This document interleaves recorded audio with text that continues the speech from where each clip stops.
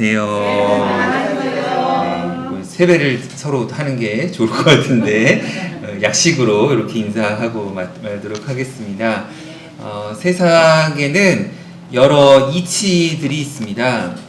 한편에서 살펴보아 맞는 이야기일 때 우리는 일리 있는 이야기다 라고 이야기를 합니다.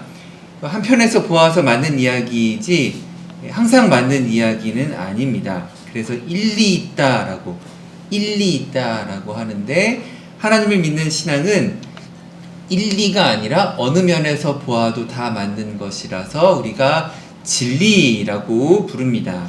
하나님을 믿는 신앙은 진리와 관련된 신앙, 참된 이치의 신앙입니다. 특히 이것이 우리 삶의 참되고 마땅한 길, 우리 삶을 참되고 마땅하게 살아가는 지혜, 모든 사람을 위한 복음, 모든 순간 우리의 그 충만한 생명의 은혜를 생각할 때에 이 진리가 너무도 우리에게 소중함을 기억하는 저와 여러분 되셨으면 좋겠습니다. 예수님은 참 귀한 사역을 하신 분이에요. 그리고 그 귀한 사역을 하시는 이유, 귀한 사역이라고 말할 수 있는 이유가 그것이 일리 있는 말씀을 하신 게 아니라 진리의 말씀을 하셨기 때문입니다. 그런데 그걸 듣고, 그 진리의 말씀을 듣고 일리 있는 이야기가 아니라 진리의 이야기를 들었지만 어떤 사람들은 회개하였고 또 어떤 사람들은 그렇지 않은 사람들도 있었습니다. 본격적으로 사역을 시작하시는데 박수가 아니라 회방을 받고 미움을 받으신 적도 있다는 것입니다. 이런 걸 생각하니까 인간의 죄의 뿌리가 얼마나 깊은지도 새삼 생각해 볼 수 있을 것 같습니다. 진리의 말씀을 들었지만 그것을 듣고 미움이 더 커졌을 때 우리의 마음의 죄악의 뿌리가 얼마나 깊고 두꺼우면 그렇게 반응을 할 것인가. 또 한편으로는 구원하시려는 예수님이 얼마나 크고 그 마음이 위대한지도 생각해 볼 수 있는 것 같습니다. 오늘 누가복음 4장 21절부터 30절까지의 말씀으로 한번 따라해 주시겠습니까? 모든 사람, 모든 순간, 모든 사람과 모든 순간을 위한 교훈이 있습니다. 첫 번째 교훈은 한번 따라해 주십시오. 하나님의 나라가 시작되었습니다. 한 번 더, 하나님의 나라가 시작되었습니다. 예수님께서 회당에서 말씀을 가르치세요. 그런데 이사야서 61장 1절과 2절의 말씀을 기본으로 가르쳐 주십니다. 오늘 우리가 읽은 누가복음 4장 21절 말고 그 위에 조금만 올라가면은 18절부터 예수님께서 말씀하시거든요. 17절 선지자 이사야의 글을 드리거늘 책을 펴서 이렇게 기록된 데를 찾으시니, 곧 우리 18절 19절 다 같이 한번 큰 소리로 읽었으면 좋겠습니다. 주의 성령이 내게 임하셨으니 이는 가난한 자에게 복음을 전하게 하시려고 내게 기름을 부으시고 은사 포로된 자에게 자유를, 눈먼 자에게 다시 보게 함을 전파하며 눌린 자를 자유롭게 하고 주의 은혜의 해를 전파하게 하려 하심이라. 주의 은혜의 해를 전파하여서 모든 슬픈 자를 위로하기를 원하신다. 이사야서 61장에 적혀 있습니다. 그리고 연이어서 말씀하시기를 오늘 우리가 읽은 말씀 21절, 이 말씀이, 이 글이 오늘 너희의 귀에 응하였다. 이 놀라운 하나님의 계획이 이미 시작되었다는 것입니다. 우리가 받아들이든 받아들이지 않든 이미 시작되었다는 거예요. 이사야서 61장의 말씀이 지금 이미 우리에게 선포되었고 시작되었다라는 것입니다. 우리가 받아들이든 우리가 받아들이지 않든 하나님의 구원의 시간표는 계속해서 진행되어 가고 있는 것입니다. 한번 따라해 주시겠습니까? 하나님, 시간표에 늦지 않게 해주세요. 한 번 더, 하나님, 시간표에 늦지 않게 해주세요. 구약 성경에 예레미야라는 선지자가 있습니다. 이스라엘 그 나라가 가장 어려울 때에 부르심을 받았습니다. 정말 어려울 때, 나라가 폭삭 망해가는 중에, 그 나라가 망할 때는 경제적으로도 무너지고 사람의 그 악한 본성도 드러나고 파벌이 나누어져서 다투기도 하고 정말 그 험한 꼴을 다 봐야 되죠. 특히나 주변 나라들이 강대국들이 막 솟아오르면서 서로 싸움박질을 하는 데에 고래 싸움에 새우등 터지는 꼴이 되었습니다. 그 정치적 소용돌이 속에서 좋은 처신을 하지 못한 그 이스라엘 나라가 사회 가치도 막 혼란을 겪고 신앙도 막 흔들리게 되었습니다. 이런 상황에서 하나님께서 예레미야를 불러 세우시는 거예요. 기존의 불의한 전통 사회 질서를 비판하게 하시고 새로운 신앙의 질서를 세우도록 그런 일을 이제 감당하게 하시는 거예요. 예레미야 한 사람이 감당하기에 너무 좀 무거운 것 같기도 합니다. 그리고 뭐 예레미야가 인생을 여러 번 산 것도 아니고 그도 태어나 처음 사는 인생이고 태어나 처음 사는 인생에 지금 내 나라 내 땅이 망하는 꼴이 되었는데 뭐 이런 경험을 뭐 알고 있고 쌓아 있는 상태가 아니었던 거죠. 그럴 때에 하나님의 행동, 하나님의 역사가 더욱 필요하고 더욱 요청된다라는 것만이라도 예레미야의 입술을 통하여 선포가 되었던 것 같습니다. 예레미야도 자기가 뭐를 알겠습니까? 뭐 그렇게 뭐 국제 정세 외교 전문가도 아니고 모르는 중에 그래도 지금 하나님의 역사하심이 필요하구나. 지금 하나님께서 행동하실 때이구나라는 것을 깨달아 알고 전파하게 되었다는 것입니다. 하나님은 그런 예레미야와 함께 하실 것을 여러 차례 반복해서 굳게 약속하십니다. 예레미야도 지금 이때 내가 뭘 해야 될지 아마 몰랐을 거예요. 잘 아는 상황도 아니고 그런데 그때 하나님께서 늦지 않게 때에 따라 그의 입술을 주장하시고 그의 삶을 이끌어 가셨던 것을 생각해 볼 수 있습니다. 우리 설 명절 기간이라서 가족들 나이를 새삼 생각해 보게 됩니다. 집안 어르신들 나이도 생각해 보게 됩니다. 우리 가족 나이가 벌써 이렇게 되었구나. 우리 조카 나이가 벌써 이렇게 되었구나. 우리 예인이가 나이가 정인이가 17살인가요? 아닌가요? 정인이 몇 살인가요? 12살이요. 보기에는 17살 다 큰 아가씨 같은데. 네. 사진에 아직도 핸드폰 사진에 저기 정인이 꼬맹이 때 이제 막 걸어다니기 시작할 때 같이 찍었던 사진이 아직도 있는데 벌써 저렇게 다 컸어. 언제 저렇게 크나 하면은 아이들이 저렇게 빨리 크고 가족들 어른들도 나이가 많이 들어가는 것을 보게 됩니다. 그런데 우리의 나이를 지금 생각할 때, 우리의 10년 후를 생각할 때에, 15년 후를 생각할 때에 지금부터 배우고 싶은 것 혹은 해보고 싶은 것들을 꾸준히 하다 보면은 지금은 이 시작이 무언가라고 싶지만 언젠가나 10년이 지나면 나는 10년 동안 그걸 해온 사람이 되는 겁니다. TV에 자주 나오는 교훈이죠. 늦었다고 생각할 때가 늦은 겁니다. 그땐 진짜 늦은 겁니다. 늦었다고 생각했을 때는 늦은 거예요. 그런데 안 하는 것보다는 나아요. 안 하는 것보다는 훨씬 낫습니다. 얼마 전에 1만 시간의 법칙 이야기도 말씀드렸죠.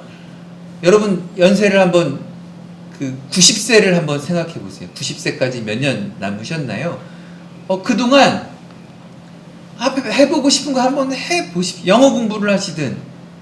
저는 요새 새삼 우리나라는 너무 이렇게 점잖대는 문화가 있는데 춤추고 즐기는 것도 너무나 하나님 보시기에 좋은 춤도 있는데 우리나라는 이렇게 춤추는 이야기를 이렇게 잘 안 하는 것 같아요.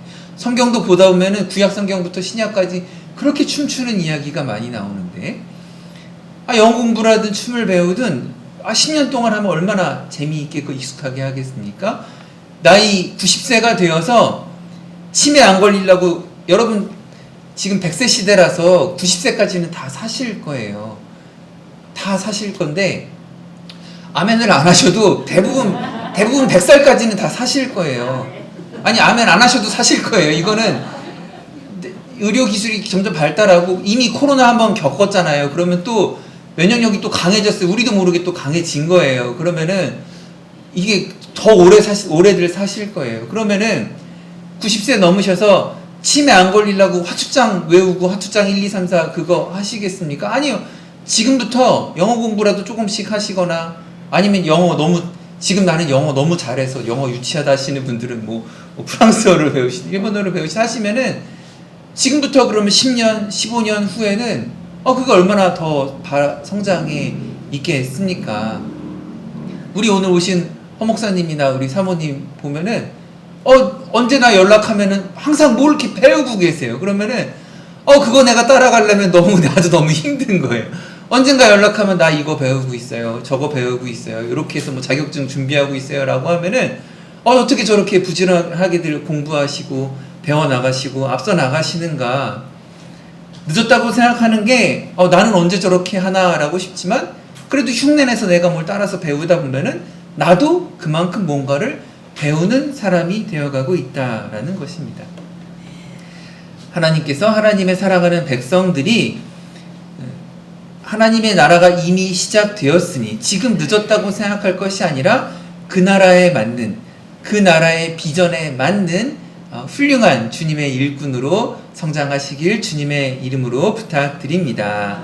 두 번째로 모든 사람과 모든 순간을 위한 교훈이 있습니다. 한번 따라해 주십시오. 모든 사람을 구원하시는 하나님의 마음. 오늘 이 누가복음 4장 21절부터 30절 말씀에 생략된 말씀이 있는데 마가복음 6장의 말씀이에요. 마가복음 6장에서 그 고향 사람들이 배척을 하는 모습이 나옵니다. 너 목수 아들이잖아. 너 고아잖아. 너 아빠 없잖아. 아빠 없이 자랐잖아. 네가 뭐 그렇게 잘났다고 여기서 사람들한테 구약성경 말씀을 가르치냐라고 하면서 예수님을 멸시하는 장면들이 잠깐 생략되어 있습니다. 그래서 예수님 말씀하십니다. 22절 그들이 다 그를 증언하고 그 입으로 나오는 바 은혜의 말을 놀랍게 여겨 이르되 이 사람이 요셉의 아들이 아니냐. 요셉이 지금 살아있습니까? 죽어있습니까? 없어요. 지금 이 예수님의 아버지 요셉은 없어요. 이 사람이 요셉의 아들이 아니냐라는 말은 무슨 말이에요? 저기 아이들이 있어서 이런 말하기가 험한데 저기 애비 없는 집에 저기 아니냐라고 이렇게 막 험한 말을 하는 거예요. 예수님께서 그들의 심중을 뚫어보고 23절에 이렇게 이야기합니다. 예수께서 그들에게 이르시되 너희가 속담을 인용하는 거죠. 야, 의사가 너 네 아픈 몸이나 고쳐라 라고 이야기하는 그 속담을 이야기하는 건 아닌가. 그리고 가버나움에서 아마도 누가복음 4장 14절의 이야기 같은데 가버나움에서 행한 일을 내 고향에서도 행해라. 너 여기서 이사야에서 성경 말씀 읽고 뭐 가르치려고 하지 말고 갈릴리 가버나움에서 무슨 이상한 재주를 부렸다면서 신기한 기적을 했다면서 여기서도 한번 재주 좀 부려봐라 라고 멸시하며 이야기를 하는 것을 예수님이 그들의 심중을 알고 있었다는 것입니다. 그래서 예수님 하신 말씀이 엘리야 시대 과부 이야기를 하시는 거예요. 나아만 장군의 이야기를 하는 겁니다. 두 이야기 모두 택함받았다는 이스라엘 백성들의 기적이 아니에요. 택함받은 이스라엘 백성들의 기적의 이야기가 아니라 많은 과부가 있었지만 사렙다 지역의 이방인 과부, 많은 한센병, 뭐 요즘 이렇게 문둥병이라고 말하면 안 되는데 한센병 환자가 있었지만 수리아 장군 나아만의 이야기를 하는 것입니다. 유대인이 아니라 이방인 중에 하나님의 도움을 받았던 사람들의 이야기를 하고 있는 것입니다. 예수님의 복음도 유대인들만을 대상으로 한 복음이 아니라 하나님께서 창조하신 모든 사람들을 위한 복음의 말씀이라는 것입니다. 실제로 예수님 이방인을 구원할 계획을 가지고 오셨어요. 그러니까 예수님께서 1+1으로 유대인도 구원하고 나머지도 구원해야지라고 오신 게 아니에요. 어쩌다 보니까 내가 힘이 좀 넘치니까 나머지도 구원해야지 그렇게 오신 게 아니라 아예 처음부터 이방인들과 모든 사람의 구원을 위한 계획을 가지고 오신 예수님이었다는 거예요. 특히 오늘 예수님 예로 들으신 나아만 장군 같은 경우에는 강대국의 장군이에요. 그러면 소위 요새 우리 하는 말로 기득권의 상징일 수도 있다라는 거예요. 근데 구약 성경에 곳곳에 알려주는 교훈입니다. 높은 자리에 있다고 무조건 악한 것도 아니고 약하고 가난한 자리에 있다고 무조건 선한 것도 아니다. 그들이 누가 되었든 하나님의 백성도 악을 행할 수 있고 약하고 힘없는 자도 그들도 악을 행할 수 있다. 그러나 누가 구원을 받느냐? 하나님의 말씀을 듣고 하나님께서 그 베풀어 주신 복음을 따라가는 자가 구원을 받게 된다라는 것입니다. 하나님께서 창조하신 뜻이 있다라는 거예요. 하나님께 창조하시고 구원하시고 다 각각 사용하실 계획들을 가지고 있다라는 것입니다. 어느 날 어느 숲속에 외따로 떨어진 곳에 아빠와 딸이 살고 있었어요. 산에서 나무를 하고 또 양을 치면서 살고 있었던 가족이었습니다. 어느 날 양을 잃어버린 거예요. 그래서 아빠랑 딸이 양을 찾아서 막 숲을 헤매이다가 양이 가시나무 덤불에 걸려가지고 낑낑대고 있는 거를 찾아낸 거예요. 다행이죠. 바둥거리는 그 아이를 잡아서 가시덤불 이렇게 헤쳐내가지고 양을 꺼내놨어요. 근데 이미 양이 거기서 지가 빠져나오겠다고 막 힘을 주느라 가시덤불에 긁히고 피나고 털이 막 찢겨 나가고 그렇게 된 거예요. 어린 딸이 막 불쌍해서 우는 겁니다. 너무 울면서 양이 너무 불쌍하다고 아프겠다고 저 나무 밉다고 나무 저거 다 잘라버리자고. 다음날 아빠랑 딸이 도끼랑 톱을 가지고 이제 나무를 이렇게 해치려고 다시 산으로 올라갔습니다. 나무 가까이 가니까 가시덤불에 작은 새 한 마리가 있는 게 보이는 거예요. 그 새가 가시나무 위에 앉더니 작은 부리로 그 어저께 양한테서 뜯겼던 그 양털 있잖아요. 그걸 작은 새가 이렇게 그 털들을 모아다가 호로록 이렇게 날아가는 걸 보게 됩니다. 또 다시 날아와서 그 부리에다가 양털을 또 이렇게 잔뜩 모아가지고 또 턱 날아가서 자기 집을 지으러 가는 거예요. 자세히 살피던 어린 딸이 아빠에게 이야기합니다. 아빠, 하나님께서 왜 이곳에 가시나무를 자라게 하시는지 알 것 같아요. 저 나무의 가시들은 작은 새들이 집을 지을 수 있는 이런 털을 모아주는 역할을 아마도 하는 것 같다라는 것입니다.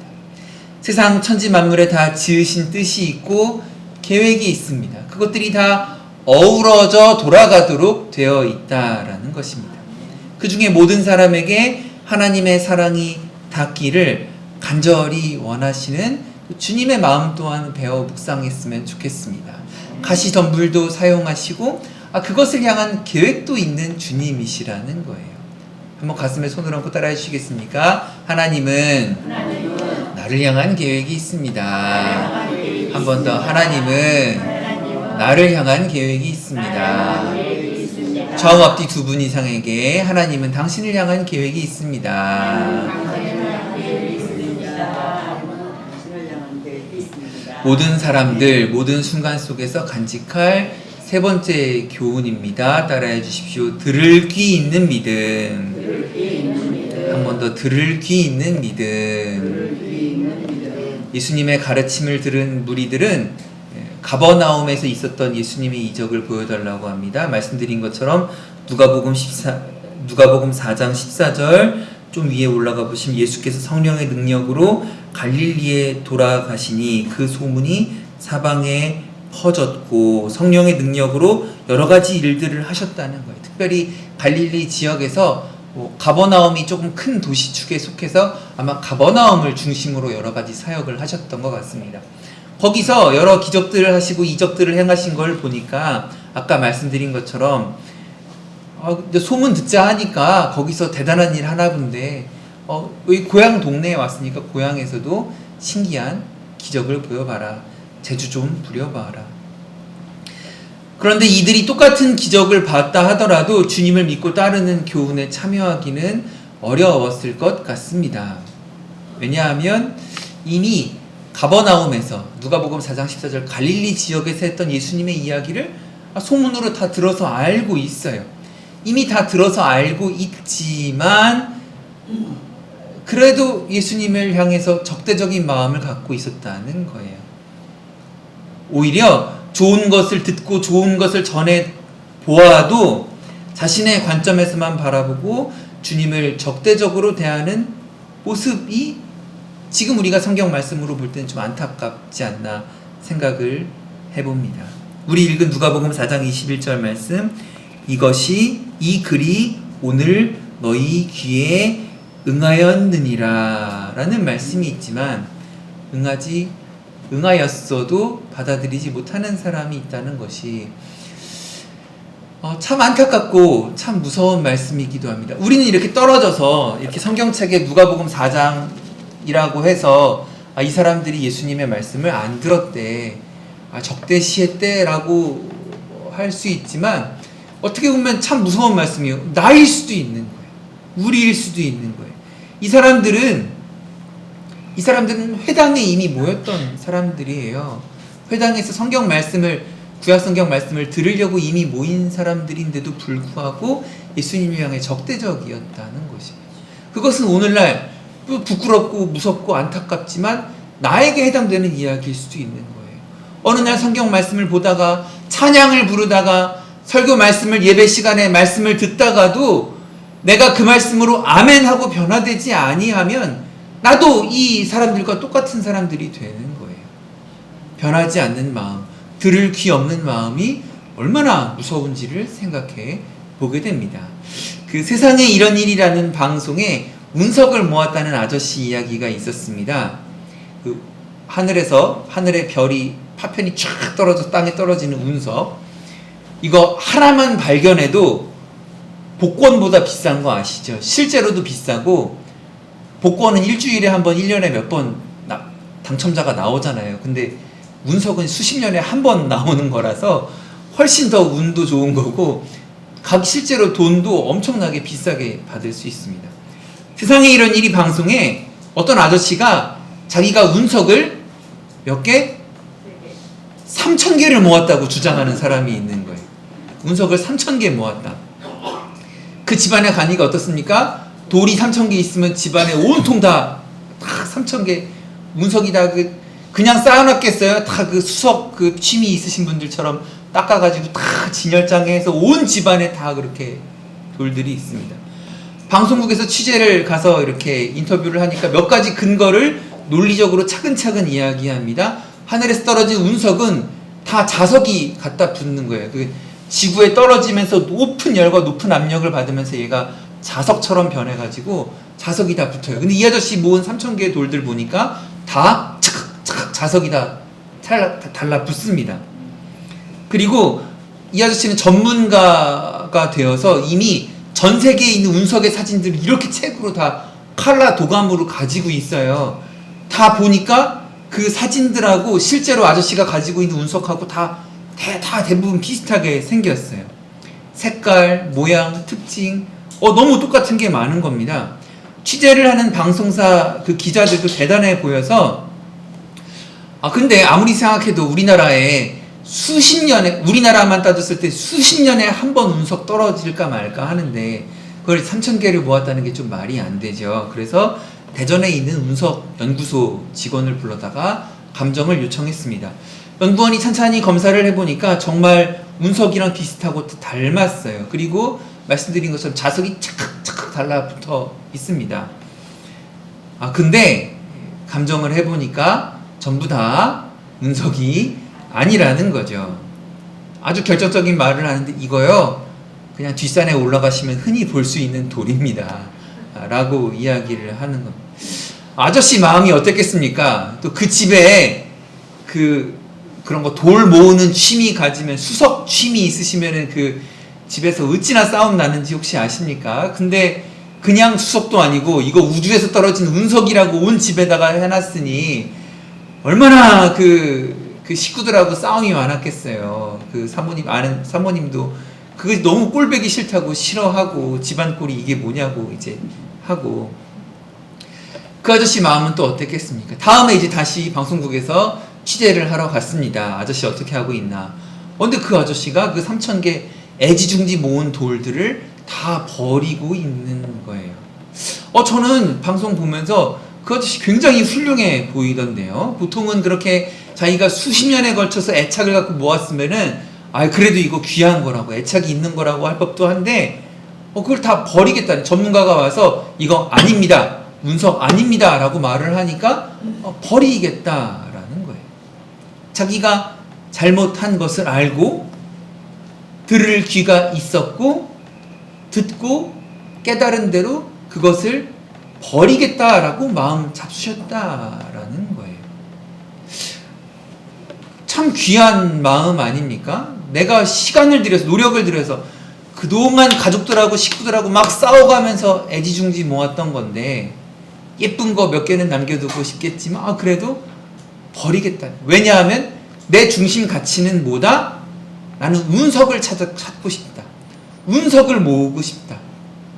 전 세계 운석 사진들 이런 거 다 열심히 공부해서 진짜로 운석을 찾아보고 싶다라는, 이쪽에서 봤을 때 맞는 일리 있는 운석이 아니라 진짜 진리의 운석을 찾고 싶다라는 마음이 있으니까 그냥 한편에서 봤을 때 운석이랑 비슷한 거는 아닌 거예요.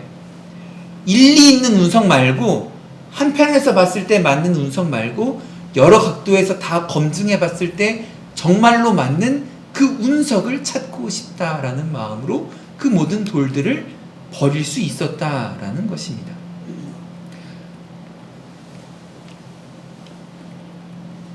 왜 애들이 안 떠드나요?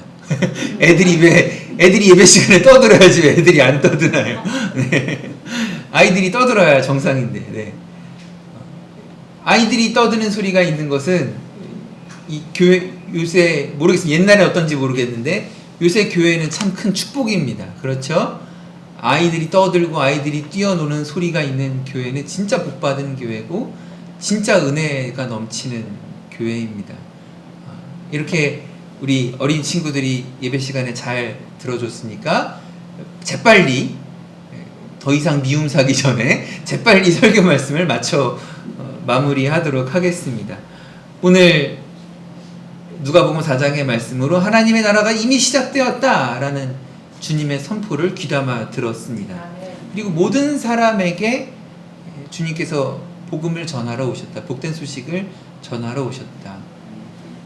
그리고 허투루 시간을 쓰시는 게 아니라 모든 시간 동안 주님은 가버나움에서도 일하시고 갈릴리에서도 일하시고 나사렛에서도 일하시고 다윗 유대 땅에 와서도 일하시고 베들레헴에서도 일하시고 하는 그 주님을 생각할 때에 우리가 언제든 이번 주도 그렇고 다음 주도 그렇고 그 다음 주도 그렇고 올해 연말도 그렇고 올해 성탄절 내년 주일도 그렇고 항상 들을 귀 있는 믿음이 있어야겠구나 라는 말씀의 은혜를 나눕니다. 말씀드린 것처럼 누가복음 4장에 모인 사람들은 이미 구약성경을 어느 정도 알고 이미 메시아를 기다리려는 마음을 잡은 사람들이에요. 이미 메시아를 궁금해하는 사람들입니다. 그러니까 회당에 앉아있죠. 회당에 모여있죠. 그러니까 예수님 앞에서 그 이야기를 듣고 있죠. 그런데 무엇이 그들의 귀를 어둡게 했습니까? 말씀의 마지막에 보니까 심지어 그 말씀을 듣고 화가 나서 예수님을 낭떠러지에 떨어뜨리려는 나쁜 마음도 먹고 있습니다. 이제 우리는 하나님의 나라가 시작되었으니 이 모든 사람을 위한 복음을 들을 귀 있는 매 순간 매 시간마다 우리에게 울려 퍼지는 하나님의 말씀을 들을 귀 있는 믿음을 갖도록 결단하시기를 주님의 이름으로 부탁드립니다. 말씀을 생각하며 잠시 기도하시겠습니다. 하나님의 나라가 시작되었습니다. 우리는 때로 내 삶이 어두움에 있다고